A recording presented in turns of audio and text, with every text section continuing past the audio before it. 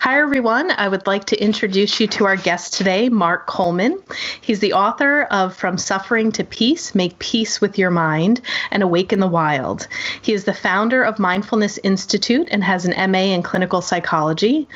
Mark has guided students on 5 continents as a corporate consultant counselor, meditation teacher, and wilderness guide, and he lives in Northern California. So I would like to welcome Mark to the show. The book that I had the opportunity to read is From Suffering to Peace. So Mark, thank you so much for being here with us. Well, thank you for having me on your podcast. Yes.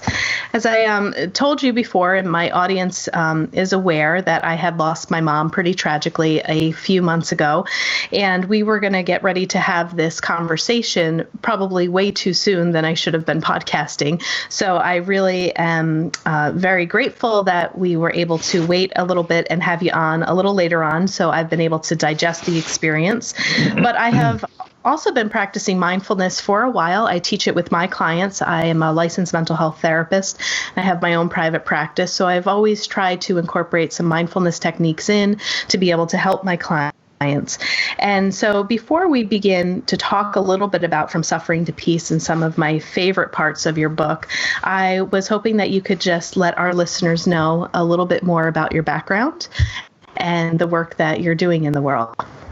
Sure. So I am from England originally. I grew up in northern England, in Northumberland, and had the good fortune of being in London in the 80s and stumbled across a meditation center when I was actually a punk rocker and anarchist and very troubled young man, very unhappy, angry, and was busy blaming the world for my problems. And I discovered mindfulness meditation and realized that my mind was actually so much of the source of my own anguish and stress and suffering. So that really became a lifelong pursuit of studying meditation and mindfulness and all the different forms, mostly in Buddhism, but also in other traditions, and took me to Asia, eventually landed up in North America. And when I came to the States, I fell in love with the wilderness. I've always been a nature lover, but the nature in North America is pretty wild and vast. And so I began taking my meditation practice outside and doing my own personal retreats outside. And that became really another lifelong passion. And then I was invited to start teaching in the Buddhist insight tradition about 20 years ago through Jack Kornfield and others. And so I'm based out at Spirit Rock Meditation Center, which is a wonderful Vipassana insight center. And so I've been teaching mindfulness through that vehicle. And then I quickly realized that many people would not ever step into a Buddhist center and needed translation of these ancient wisdom teachings. And so formed the Mindfulness Institute, which is a way of teaching mindfulness in organizations and healthcare and education, and then also began teaching my nature practice outside. So I have an institute called Awaken the Wild, which is the name of my first book, which is really about integrating mindfulness into nature. And so most of my time these days is actually devoted to teaching meditation in nature on retreats in the US and Mexico and beyond. Very wonderful integration of that. And then also the last maybe 5 or 10 years, I've been involved in training a lot of teachers. So I run mindfulness teacher trainings and nature teacher trainings, and also work for other organizations helping train teachers, which I think is really important as mindfulness grows, that we learn how to grow a generation of teachers that really understand the depth and the breadth of the practice. So, and that takes me to the present day, and having been involved in the mindfulness world for, several decades now, and in the secular mindfulness world for the last 15 years or so, I, saw the explosion of mindfulness. When I started practicing in meditation in London in the 80s, nobody had really knew much about meditation or Buddhism. Now, pretty much anybody you speak to has some contact with mindfulness or meditation or yoga.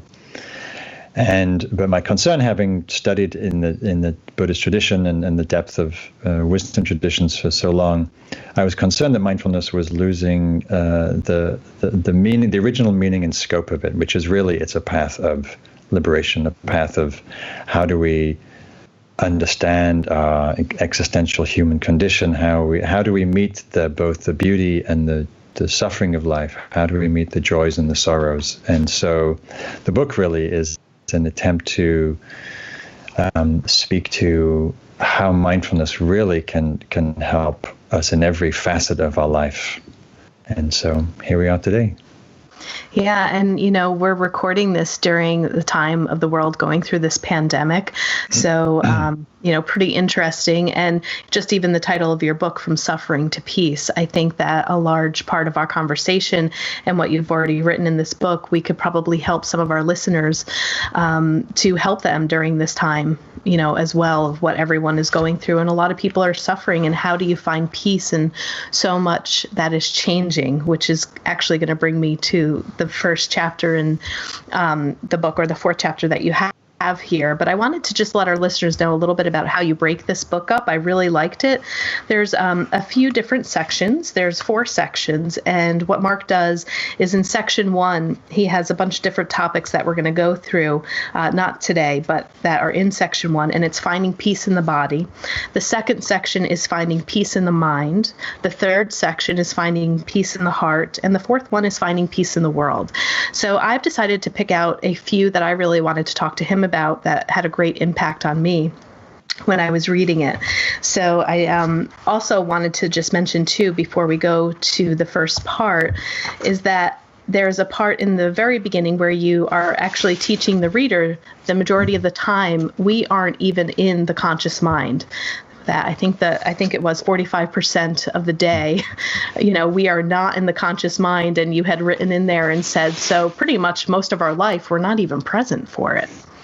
Do you want to speak to that a little bit? Yeah, so that was some research, I think came out of Harvard, but I could be wrong, where participants were tracked over a series of weeks and were asked what they're doing. Are they aware of what they're doing, and how do they feel? And the accumulated data was people weren't present to the task they're doing 46.9% of the day, which is basically half your day.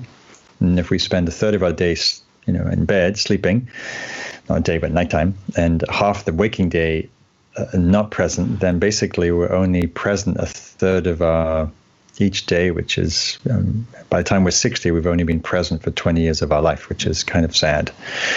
And so what mindfulness is attempting to correct is that deep ingrained habit of not being present, of being lost in our thoughts, of spacing out, of mind wandering, what in neuroscience they call the default mode network, where we're mostly just busy ruminating about ourselves, worrying, telling stories, catastrophe scenarios, anticipating future problems.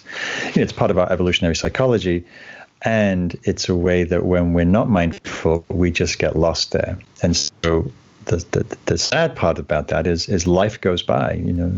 Right now I'm calling in. It is during the pandemic, and it's also a beautiful spring day, and there's bird song and sun rising. And if I'm lost in my mind or spaced out, then I miss the beauty. And so, or we miss the things that our children, our families are doing. And so mindfulness is really about, first and foremost, is training us how to develop this present moment attention, so we can then actually have choicefulness about what we do with our attention, and really optimize our sense of well-being and presence. Yes, thank you. And in chapter 4 of your book is really great to talk about right now, because there is so much uncertainty in the world. Chapter 4 talks about trying to find refuge in that. And I love about how you go through and really talk about change, and how really that's our constant. And that is what is certain, is change. And so many people that I have spoken to, I've had experiences in my own life, we tend to resist this change, or really don't know how to work with it. And I just wanted to read one part that I thought was great for our listeners too, when you're talking about just the natural responses to our human predicament that we have. And you just put it so beautifully where you say, we live in a changing world and an unreliable body. How true is that? We live with uncertain relationships, a fluctuating economy, shifting social norms, and rapidly advancing technology. We never know when disaster will strike. Whether that's a life-threatening diagnosis to a loved one, a forest fire that rips through our house, or sudden economic crash that guts our retirement savings, and we can also add in there now, or a worldwide pandemic. No wonder we're anxious and restless. No wonder the brain, in an attempt to survive this turmoil, developed a negativity bias, which is always scanning for perceived threats. Where do we find peace and ease amidst this ever-shifting reality? So I was hoping you can just talk a little bit about how mindfulness begins to help people respond rather than resist. You talk about that in this chapter as well. And how can we begin to have more of a beautiful relationship with change, with, impermanence, with things that are constantly moving? Yeah. Well, it's a very important question, as you say, with this. We do live in these uncertain times, and the only certainty is uncertainty. And if we cling to how things were or how things, some idea of how things should be, then of course we're going to suffer because things are out of our control for the most part. And this pandemic, this virus is really revealing how little control we have internally or externally. And so mindfulness, again, first and foremost, is really training us to be present to what is. Right? Not what we want it to be, not how we like it, not our preference, not how we think it should be, but what is. And what is changing. What is ebbing and flowing, like the breath, like pandemics, like economies, like joys and sorrows. And so the only refuge we have in that is really an awareness, in the ability to be present to that experience. And that awareness illuminates our relationship to experience.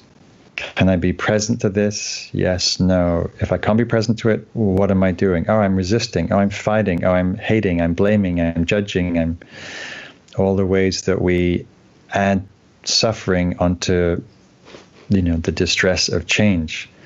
So one of the things that meditation practice does, mindfulness practice does, is have us pay attention to this truth, the truth that everything changes. This is one of the key insights of the Buddha, but really all wisdom traditions, and particularly with nature, is that everything changes. And to resist that change, to fight it, to judge it, to think it shouldn't be happening, is just adding unnecessary pain. So it's really, within mindfulness practice, there's also a quality of not just meeting what is, but accepting, oh, this is how it is, right?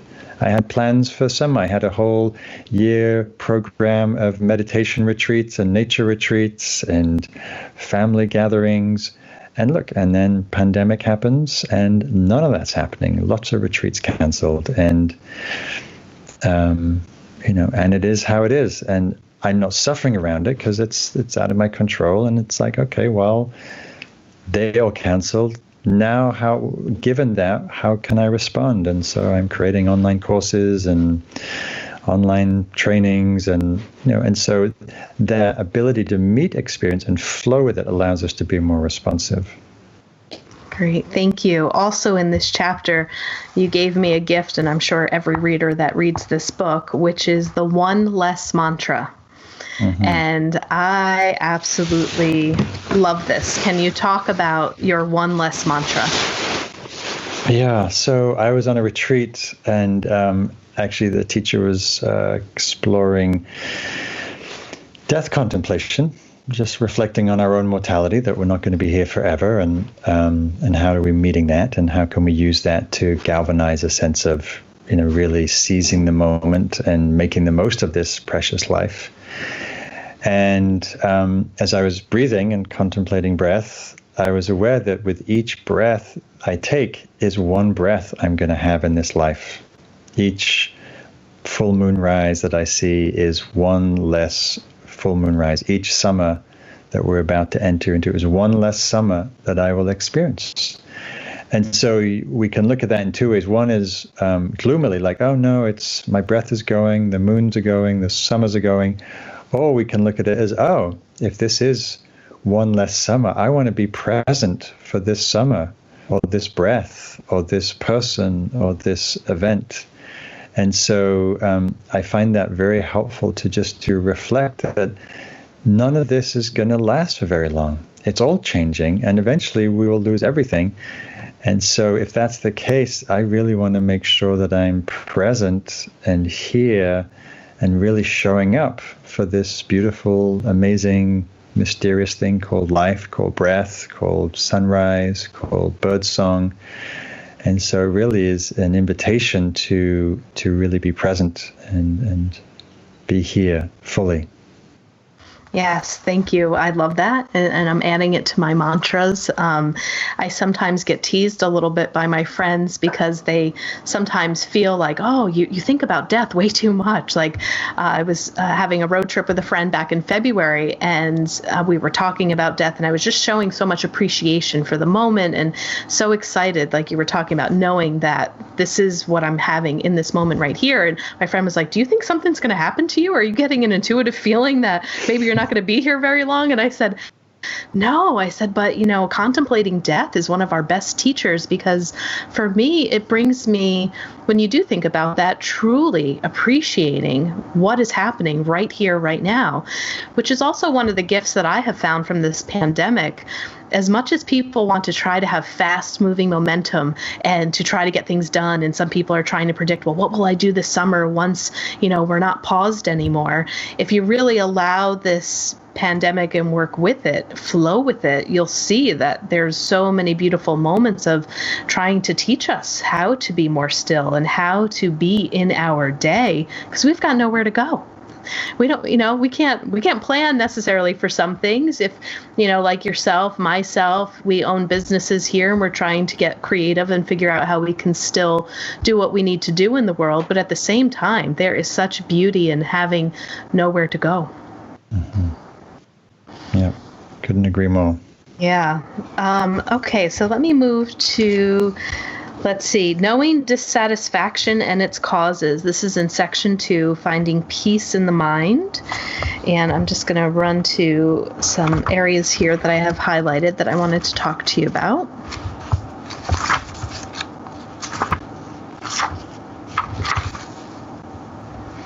Okay, so you speak in this chapter, rather than ignore or turn away from the dissatisfaction, with mindfulness we can inquire directly into the unsatisfactory nature of things. How does this help, you say? The more we are aware of this quality of experience, the less reactive and surprised we are likely to be when things are not quite what we hoped. So trying to interrupt the frustrating tendency to want or demand more from experiences than they are able to deliver. So can you talk a little bit more about, you use the term dukkha, I think is how it's pronounced, and how do we begin to embrace moments that maybe we aren't finding very satisfactory to our being, and not be as reactive to those moments? Mm-hmm. Yeah, well, it sort of dovetails with the conversation we were just having about change and how mindfulness is really, it's a profound way of orienting to experience and meeting it as it is, whether it's changing or whether it's not what we wanted, whether it's unpleasant, unsatisfying.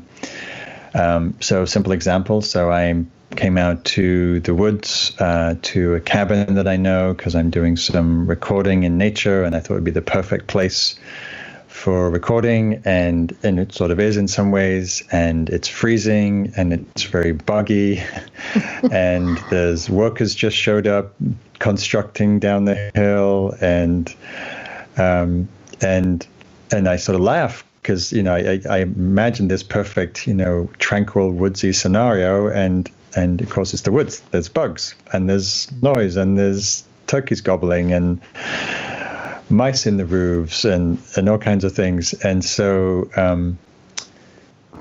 again, I can make a lot of suffering out of that, judging it, hating it, resisting it, thinking it shouldn't be happening. And that just makes me more miserable versus going, well, of course there's mice in the roof. We're in the country, and of course there's bugs. It's mosquito season, and of course there's workers happening because they're renovating the building down the hill, and why wouldn't they, and why shouldn't they? And so it's really we both mindfulness is teaching us to meet what's here, and then to see our reactivity to when we don't get what we want. And of course, life is full of not getting what we want. Nobody wanted a pandemic. No one wanted to be, or most people didn't want to be sheltered at home for many months and lose work and whatnot. And yet here it is. And so how do we meet that? Can we meet that with awareness, with acceptance, with fluidity, and noticing when when our mind comes in and has views that create a lot more stress, like this shouldn't be happening, or I should have predicted this problem, or it's my fault, or it's the government's fault, or some kind of blame, anger, judgment, versus just, oh, this is what is. Can I be present to what is? And I can also be present to my feelings of disappointment that the contractor showed up, or I might not be able to do the project I planned to do. So not dismissing the emotions that arise, but not fighting the reality, because that just creates more stress. Yeah, exactly. And in the same chapter, when I think about people when they come to my office and some of the things that they're struggling with are the three things that you listed, is basically not getting what you want, losing what you have, and being separated from what you love. And as you say in the book, everyone's going to go through all of those experiences. So, why not try to find more of a way to move through life where you're feeling more peace, which is, I think, what you're trying to, convey to the reader in this, is like that we don't need to suffer, but let's find peace in everything that's forever changing. Right.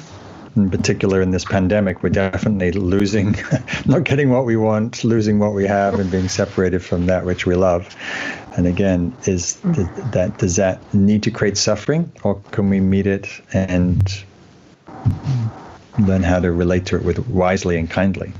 Yeah. A few weeks ago, I was speaking to a woman who also was practicing Buddhism, and I believe that she was a monk, still is, or was for a few years. And she had explained it with the pandemic as if we were going through a bardo experience. Mm-hmm. And would you agree with that as well? Yeah, the bardo is an in-between state, usually referred to as the state between death and rebirth. But any sort of transition in between moment is a bardo, and definitely this experience of sheltering in place or in lockdown and being between modes is definitely a bardo, and can be uprooting and disorienting. And again, how we cultivate awareness and meet that determines whether we, do we get caught in reactivity and wishing it were different, or do we just meet the circumstances as it is? And with that, we don't struggle so much. We don't add more suffering onto the fire. Yeah, and I'm sure there might be listeners out there saying, well, that all sounds great, but how do you do it? And one of the things that I want to mention is you give us a lot of tools in this book on how to do that. Each chapter that you have has a beautiful meditation, and one of my favorite ones was in chapter 26 about embracing loss. Like I had said, this book had come across my desk at the time where I was there, and I'm still there, about embracing loss. So I was hoping you can talk a little bit more about that and how to move from that suffering to the peace. And the softening into loss practice is something that I have been practicing and doing. So I just wanted to, thank you for that. It's really a beautiful meditation. I've taken it to a couple of clients to help them with this as well. And so would love to know, because so many people suffer when they lose someone that they love, and want them to be here. So how do you suggest that we can embrace loss and find peace from that? Yeah. Well, first, sorry to hear of your loss of your mother. I'm sure that was very difficult and profound, and and as you know, loss takes, and the meeting of loss and the grieving of loss and adjusting to that is a long process and takes months, years. And again, the practice here can be very helpful because again, it's a profound shock to the system. It's a jolt, and even if we're preparing for someone's death, when it happens, it's always comes as a shock to lose someone that we love and their presence. And so this is where it's important that our attention, our mindfulness practice, is really infused with kindness, right? With love. Right? I think of love and awareness as really two sides of the same coin, that whenever we're present to something, we're doing that with a loving attention, with a kind awareness, with a warm-hearted presence. And so the first thing with loss is we have to meet ourselves and all the emotions that arise: sadness, grief, anger, hurt, emptiness, loneliness, and we welcome and feel and allow those feelings, notice them in the body, feeling their wave-like nature. And grief is very wave-like, and it comes at different times, sometimes powerful, sometimes gentle, sometimes quite often unexpected. And again, our practice of mindfulness is simply learning to bear witness to the truth, including loss, including all the different emotions that come with loss, sadness, grief. And so awareness, which is the sort of the essence of mindfulness, is like the sky. It has the capacity to hold any experience, no matter how beautiful or how difficult. We have the ability to be present and to feel and to hold with a kind attention whatever arises. We don't always have that capacity, but we have that potential in any moment. And so grief is powerful and is a powerful teacher, and we can, just as we meet any experience, we can learn how to embrace that, which means allowing and welcoming and accepting all of the range of emotions, not fighting them, not judging them, not resisting them, not having views that it should or shouldn't be this way or that way, and just, grief is like this, tenderness is like this, feeling my vulnerability as a human being is like this. And so it's the mindfulness invites a quality of softening into the heart or the midst of the experience. Softening, yielding, opening to. And over time, that grieving process becomes a slow adjustment to the loss. And over time, that the grief moves through, but we're still left with a sadness or a tenderness or a vulnerability because we've lost someone or something that we love, and that can't be replaced. But there's what arises with the practice is an ease in the heart, and not fighting the truth of it, not thinking that it's wrong or shouldn't have happened. It is how it is, and through that we can find peace. It's when we resist and fight and struggle that we cause agitation and contention. Yeah, one of a really beautiful Buddhist practice that I had read, and I'm sure you're familiar with it, described a way to take care of your emotions, to take care of them like you would a crying baby. That if the baby is crying, that you hold it and you're assessing it and you're trying to figure out what does it need, and you're not going to throw the baby or just ignore it, but you tend to it. And you hold it and you wait until that baby stops crying and is content again. And I love that as a practice of how we can hold our emotions, like you said, to not resist them, but allow them to come up, to feel them, to, ask what it needs and tend to it like you would a baby that was in distress. So I love that practice. And, another thing that I was thinking about with this pandemic is so many people are experiencing many different levels of grief and loss, even if if somebody isn't dying from this virus, but there's a loss of what that life that they were living once was. Many people who are going through a grief process, you'll often hear them say, I don't even know what day it was. Time just flew by. I didn't even have any concept of time. And I'm hearing a lot of people, as we're moving through this pandemic, a lot of people can't even recall what day it is either. I'm seeing a lot of grief reaction. So too, we're at this period of time to also learn how to embrace some of the loss. When people say, well, if we get back to normal, or what the new normal is, there's a lot of loss that is happening as we're moving through this pandemic as well. Yeah, no, definitely. There's a lot of disruption and separation, and of course losing loved ones and being separated from family who are sick and not being able to visit them. And there's a lot of loss and grief, and again, how we meet that. Can we meet that with kindness, as you say, the way that we hold a child in distress? Can we hold ourselves in that way? Can we hold our loved ones that way?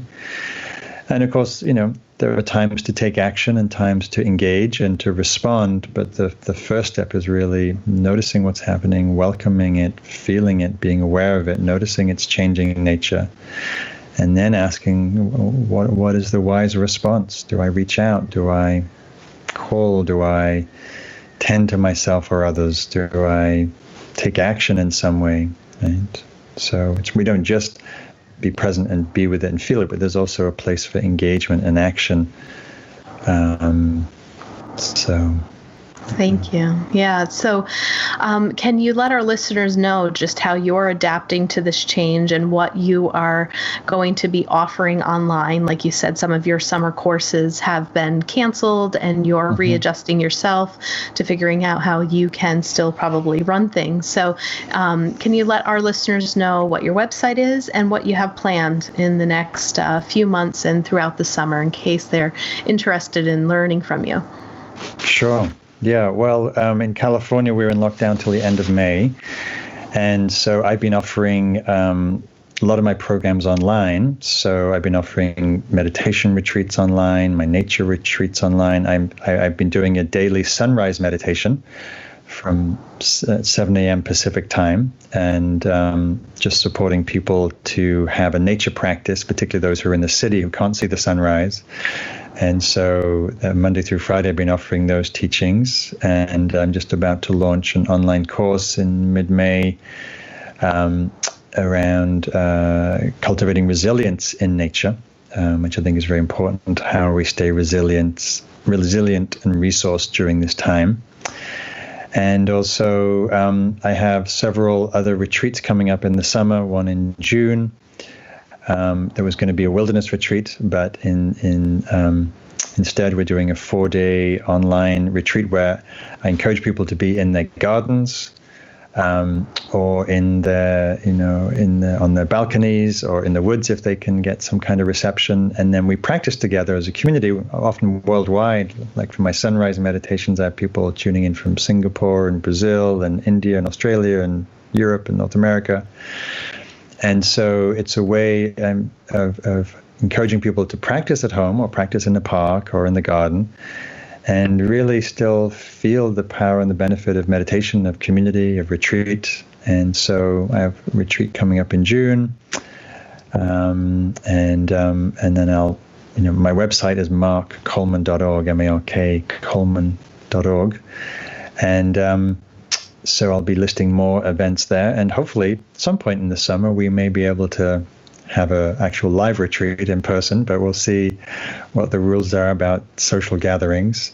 But for now, if you check my website, I'll be continuing to offer courses and programs online, and you can do in the comfort of your home, from Australia to England to South America to, I even had somebody calling in from the Arctic Circle a couple of days ago.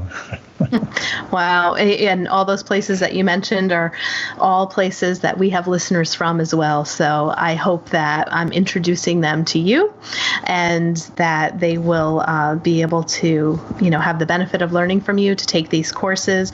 And again, I just wanted to remind our listeners that the book that I have been referring to and speaking about with Mark is his book, From Suffering bring to peace the true promise of mindfulness. So thank you again. And I will say this will be one less time that I will have with you, this interview. So thank you so much. I really have appreciated your book and your teachings, and I want to just thank you very much for this conversation today.